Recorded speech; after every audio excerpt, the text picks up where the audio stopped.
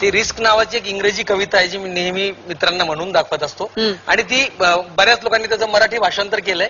मलाही कुठून तरी मिळालं म्हणून ती मी कधीतरी मित्रांना सांगत असतो आणि असं कळालं असेल. हा पण मग ऐका ना मला.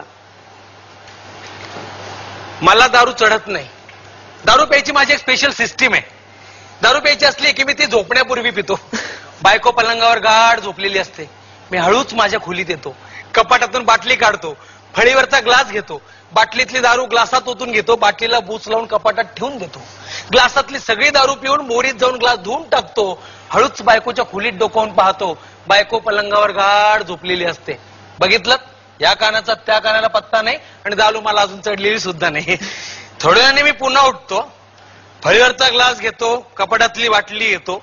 बाटलीतली दारू ग्लासात ओतून घेतो. ग्लासातली दारू पिऊन टाकतो. मोरीत जाऊन ग्लास धुवून टाकतो.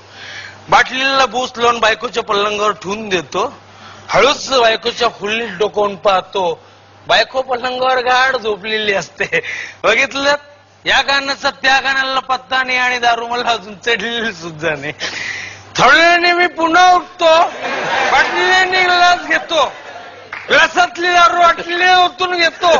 बाटलीतली दारू मोरीत जाऊन पिऊन टाकतो. ग्लास कपाटात जाऊन धुवून टाकतो.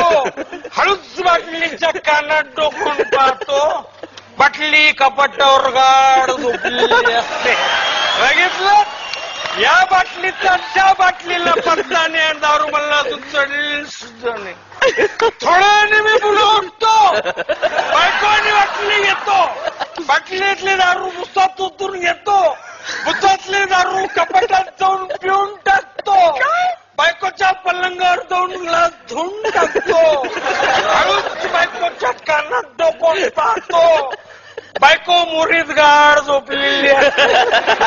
बघितलं, या बायकोचा त्या ऐकलं तरी दारू चढली.